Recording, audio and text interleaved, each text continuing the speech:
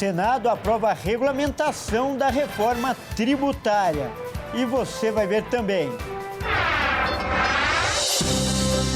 Atraso no pacote de corte de gastos do governo cria impasse para a definição do valor do salário mínimo. Menino de 6 anos é atacado por enxame de mais de 1.000 abelhas. Enorme cratera é aberta em obra do metrô de São Paulo. E ainda, um lance raro, um gol de mão é validado na Indonésia. Tudo isso você confere a partir de agora no Jornal das 18h30.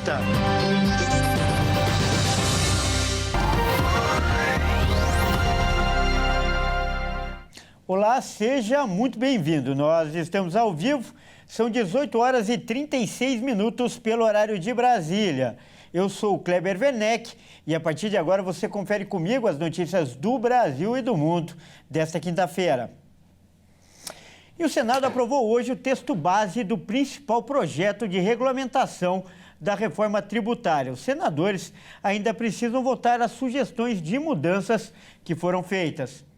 O placar foi de 49 votos favoráveis ao texto base a 19 contra. Os senadores vão votar os chamados destaques, que são as mudanças pontuais do texto aprovado, caso precise mudar uma lei ou regra. Após essa análise, a proposta seguirá para votação na Câmara dos Deputados. Lá, terá a palavra final. O projeto detalha regras para a cobrança de 3 novos impostos sobre o consumo, criados pela reforma tributária que foi promulgada no ano passado.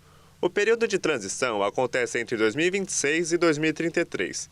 Nesse tempo, o intuito é que 5 tributos sejam unificados: o ICMS, o ISS, o IPI, o PIS e o CONFINS. A cobrança será dividida em 2 níveis, a federal e a estadual. Haverá também o imposto seletivo, que é uma taxa elevada com o intuito de desestimular o consumo de bens e serviços que fazem mal para a saúde ou para o meio ambiente. Depois do período de transição, a expectativa é que todas as mudanças sejam totalmente implementadas em 2033. E a votação do pacote de gastos deve acontecer na próxima semana, após a publicação da portaria que facilita o pagamento das emendas parlamentares. O relator da proposta de controle de gastos públicos, o deputado Átila Lira, acredita que a proposta deve ser votada entre terça e quarta-feira da próxima semana. Mas um dos pontos do projeto defendidos pelo governo deve ter dificuldade de ser aprovado pelo Congresso, que é a previsão de bloquear as emendas parlamentares. O projeto assinado pelo líder do governo na Câmara, José Guimarães, prevê a possibilidade de bloqueio das emendas parlamentares na mesma proporção das despesas discricionárias do Executivo, limitadas a 15%. Atualmente, pela Constituição, o governo pode contingenciar as emendas parlamentares, que também é uma espécie de congelamento de despesas. Mas o contingenciamento é mais fácil de ser desfeito, caso haja um aumento da arrecadação. Já o bloqueio é mais difícil de ser desfeito, uma vez que está vinculado às regras do arcabouço fiscal. Por isso, há resistências de deputados e senadores em incluir a medida. Uma tentativa anterior já tinha sido feita pelo governo durante a tramitação da lei para dar mais transparência na liberação das emendas parlamentares. Na ocasião, o dispositivo foi rejeitado tanto na Câmara quanto no Senado. Deputados e senadores vinham condicionando a votação do pacote de controle de gastos à resolução sobre a liberação das emendas parlamentares, depois que o ministro do Supremo Tribunal Federal, Flávio Dino, permitiu o pagamento das emendas, mas fez uma série de ressalvas que dificultariam o procedimento. Com a portaria, cerca de 10 bilhões de reais em emendas poderão ser pagos ainda neste ano. E o atraso no andamento do projeto do pacote fiscal criou um impasse sobre o valor do salário mínimo para 2025. Dependendo de como for a votação no Congresso, o valor poderá variar em até R$ 10. A incerteza do avanço do projeto do pacote fiscal gerou uma incerteza no Congresso sobre a inclusão do novo valor do salário mínimo que entra em vigor em 2025 no orçamento. O projeto de lei orçamentária de 2025 foi enviado ao Legislativo em agosto, com uma previsão preliminar para salário mínimo de R$ 1.509. Porém, o valor final poderá ter uma diferença de até R$ 10, a depender da votação do projeto do pacote que altera a política de valorização do piso salarial no Brasil. Pelo projeto do pacote, que precisa ser votado até o final do ano, o valor mínimo subirá para R$ 1.518. Já pela regra atual em vigor, o salário mínimo teria o aumento para R$ 1.528, sem arredondamentos. Hoje, o valor está em R$ 1.412. O impasse se dá porque o relator do orçamento, o senador Ângelo Coronel, precisa abrir espaço fiscal nas despesas para bancar o custo maior do salário mínimo, em relação ao valor de R$ 1.509, que foi usado pelo governo como referência na elaboração do projeto. Segundo ele, os R$ 20 a mais teriam um impacto de R$ 7 bilhões por ano nas despesas do orçamento. O valor mínimo é fundamental para a elaboração de orçamentos como aposentadoria, pensão, benefícios de prestação continuada e outros benefícios que estão atrelados a esse valor. Antes de votar, o Congresso terá que avaliar a Lei de Diretrizes Orçamentárias de 2025 para evitar um apagão orçamentário. Sem isso, o governo não poderá pagar as despesas, que gerariam uma paralisação na máquina administrativa. Olha, e agora um caso chocante e triste. Um menino de 6 anos de idade foi atacado por um enxame de mais de 1.000 abelhas. O caso aconteceu no interior do Mato Grosso do Sul. E quem vai trazer as informações para a gente é o repórter Wellington Pael.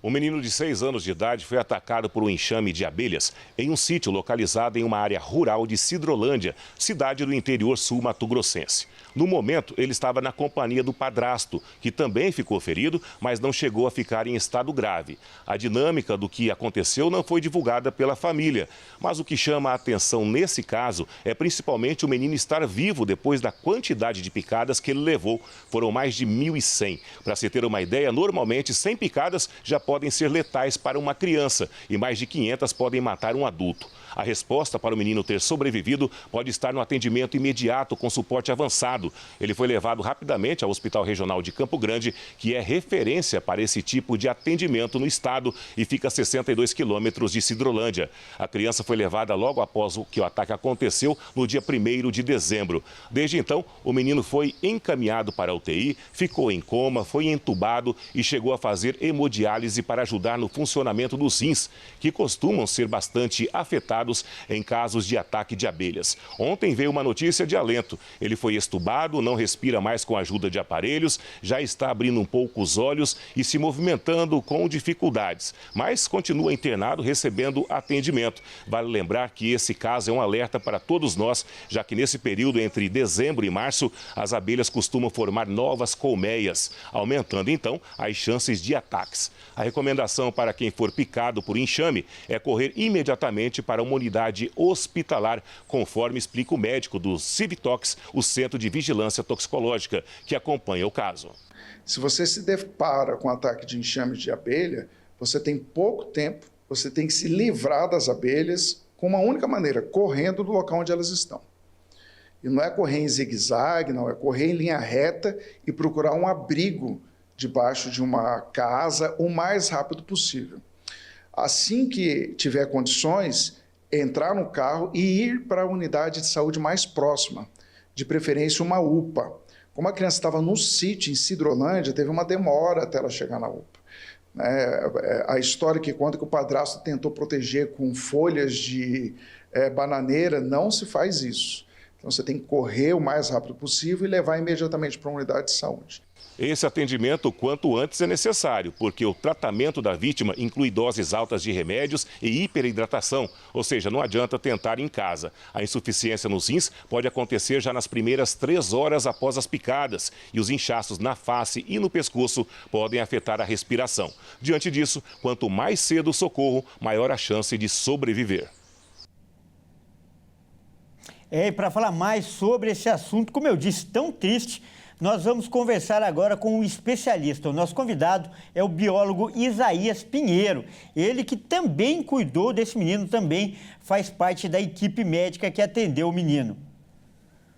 Boa noite, Isaías. Seja muito bem-vindo. É um grande prazer recebê-lo no nosso jornal, infelizmente, para falar de um caso triste, mas é um prazer recebê-lo. Prazer é meu, estou à disposição.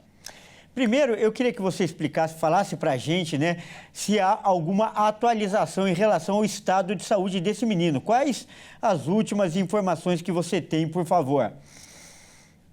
Sim, ele continua com melhora progressiva, né? Cada momento ele está melhorando ainda mais, já está estubado, como você mesmo viu na reportagem, já está se movimentando.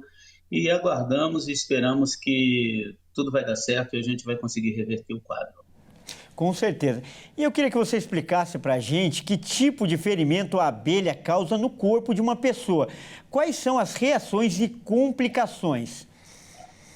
Tá.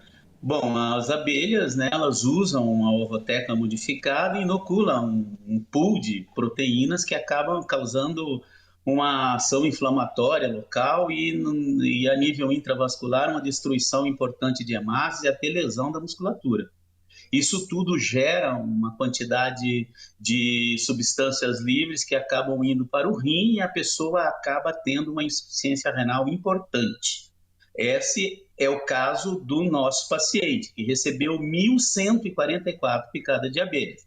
Então, existem duas formas de acidente, que é a intoxicação, que foi o caso dele, né, quando a quantidade de veneno é muito grande, e tem ainda a possibilidade de uma reação alérgica, né? A pessoa que é sensível à picada de veneno, que já foi previamente sensibilizado, aí nesse caso bastaria 1 a 2 picadas para ter uma complicação bem severa, um edema de glote, um choque anafilático, que poderia resultar num prognóstico bem pior e às vezes até em óbito em um período de tempo bem menor.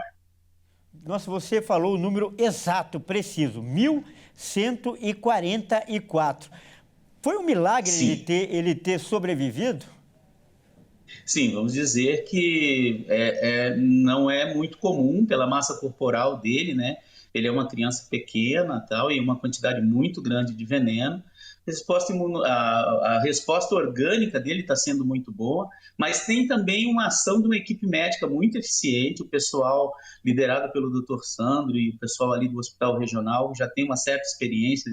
Esse hospital foi referência em atendimento a acidentes com animais peçonhentos, né? Escorpião, abelha, serpente. Então, é uma equipe médica muito competente que já tem costume. Então, eu diria que parte, sim, a fé é importante, né? Pode ter a mão ali da fé e a intervenção científica dos médicos também foi fundamental para que essa criança, aos poucos, vá conseguindo reverter esse quadro que já foi bem pior.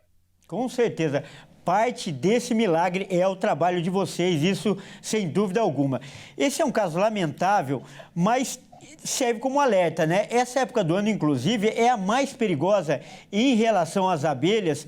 É o período que elas formam as colmeias e, por isso, esse caso deve sim servir aí para a atenção de muita gente, Isaías. Sim, é um período, nós podemos dizer que a partir de setembro, agora com a primavera, a natureza está em festa, né? Então, muitos animais fazendo reprodução, e no caso das colmeias, acontece um fenômeno que a gente chama de enxameação, né? Então, uma nova rainha surge, ela acaba expulsando a rainha antiga, que às vezes deixa uma colmeia levando consigo aproximadamente, ou mais ou menos, em torno de 50 mil, 30 mil indivíduos. Esses indivíduos errantes estão em busca de uma nova morada. E aí é onde acontece a maioria dos acidentes, porque durante esse período de enxameação, a nova colmeia, que está em busca de um novo abrigo, de um novo lugar para constituir o seu enxame, acaba fazendo pousos periódicos, né, em quintais, em janelas, às vezes até em automóveis. E aí entra uma ação importante. A gente pede para a pessoa que não tem conhecimento ou não tem especialidade na área, que não tente manipular ou combater esses enxames. É melhor chamar o Corpo de Bombeiros, o Centro de Controle Zoonoses da região, para que algum profissional que tenha experiência com abelha vá fazer a contenção, a captura. Normalmente, esses enxames, eles ficam em curto período, porque logo eles migram eles saem do lugar em busca de um novo canto, né? Então é uma pausa de descanso, vamos dizer assim. Basta você não ir até lá, não usar perfumes fortes por perto, não fazer ruídos estridentes por perto, para que não excite esse enxame, estimulando um ataque, né? Uma vez atacado, evite espancar, bater, matar a abelha esmagando contra o seu corpo, né?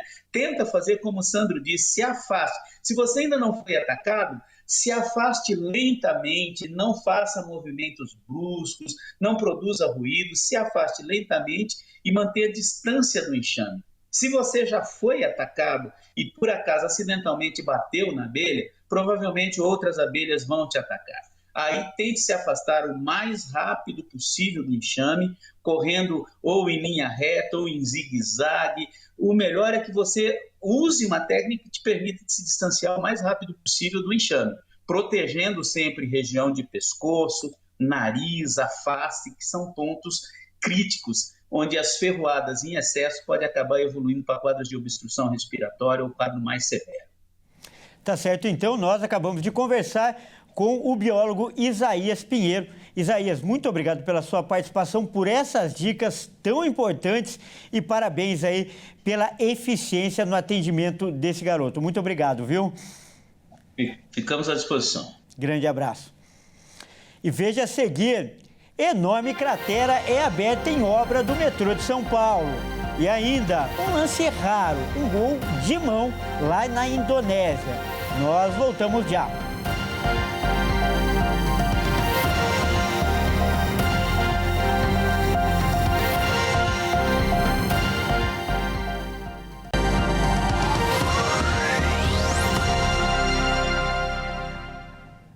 Mais uma vez, seja muito bem-vindo. Nós estamos de volta e ao vivo.